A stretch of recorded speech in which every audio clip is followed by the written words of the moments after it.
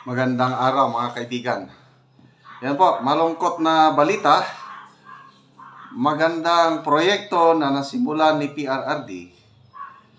Zero budget na ngayon. Anong mangyari sa Mindanao Railway Project na yan? Pasalamat tayo kay Senator Jinggoy Estrada dahil siyang nagko-question. Ano ba yan? Nasimulan na. Tapos, ayaw nyo ng punduhan, magiging white elephant na lang. Anong mangyayari? So, makita mo yung pag-aalala, yung concern ni Senator Jinggoy sa kanyang pagtatanong. May pagmamahal sa taga Mindanao itong si Senator Jinggoy. So, ano sa tingin nyo mga kaibigan? Bakit? Ayaw punduhan. Noong 2024, may counting budget naman. Nagsimula pala yan 2021, 2022. So, hinay-hinay. The same thing with yung Pangil Bay Bridge in between Lanao del Norte and Misamis Occidental. Matagal na project yan Nagsimula ng Pinoy administration, Duterte, tapos natapos ngayon Marcos. Dahil tuloy-tuloy na may funding. So, ang daming nakinabang yung Pangil Bay Bridge, the longest bridge in Mindanao. So, may continuity. Pagdating dito sa Mindanao Railway Project, nasimulan na. Bakit? Ayaw ng punduhan. Zero budget po for 2025. Yun po ang naibulgar dito sa Senate hearing. So, ang mga comments, magbasa tayo sa mga comments never again. Sa mga Marcos, pasalamat ka sa mga Mindanaoan. Solid ang support sa iyo sa panahon ng eleksyon. Tapos ngayon, walang budget para sa Mindanao Railway System. Ang laki kaya ng boto ng Marcos Jr. sa Mindanao. Kung ano ang boto ni Inday Sara na ibigay din sa kanya. So ito ba yung pagtanaw ng utang na loob sa Mindanao? Yan ang Chris Sologo Yuson, sabi dito, tanging ganti natin sa Marcos administration ay huwag iboto ang kahit sinong politiko na kanyang kinakaalyado. Kailangan nating manindigan sa tama at kailangang labanan ang korupsyon sa pamahalaang Marcos.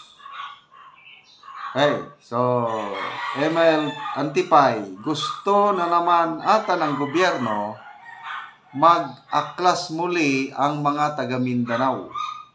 Napakatagal ng panahon na puro Luzon ang priority. This time, nasa Mindanao at Visayas naman. Taga Luzon ako. Ngunit, gusto daw niya huwag mapabayaan ang Mindanao. Si Michael Jerly, sabi ba, buti pa ayuda may funds. Mindanao Railway Zero. Very personalan na yan. Sacrifice taong bayan. I agree to this.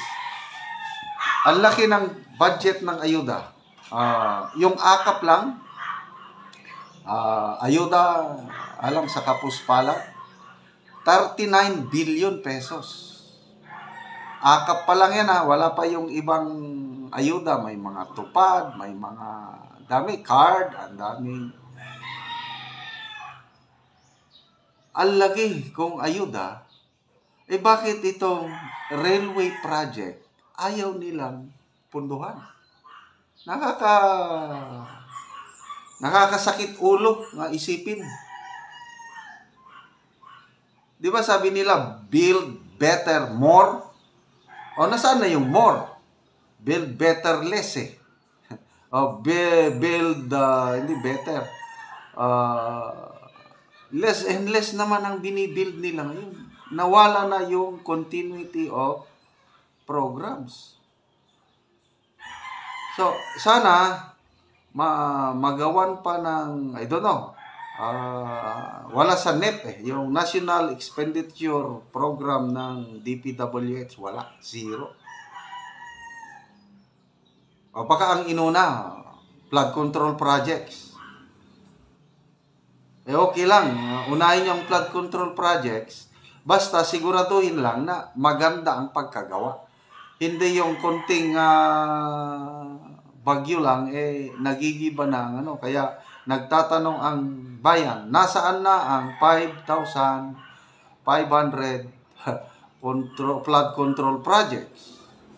Sagot ng Pangulo, nandyan lang daw, na-overwhelm lang ng climate change. Wala na yung na-overwhelm. So, ako, taga Mindanao Mangit ko, ang laking pasalamat sana naming taga Mindanao kung matuloy ito. Kung walang pundo ngayong 2025, sana naman sa 2026, pundo na kasi sayang, white. Mangyari, tawag dyan, white elephant. Nakatiwang-wang lang. Nasimulan na eh.